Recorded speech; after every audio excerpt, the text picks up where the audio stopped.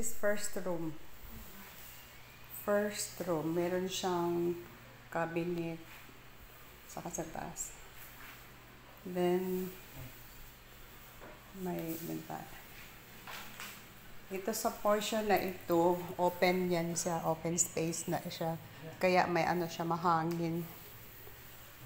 Yung open space. This one naman is sa front side.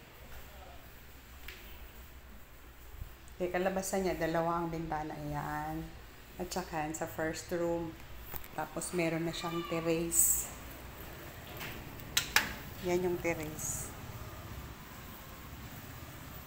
Then sa part na itong garage part, pwede patang pataasan another room ka pa dyan or terrace mo dyan.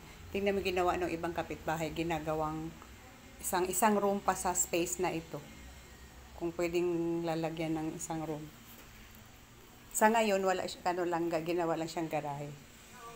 So may ano pa siya, enough space.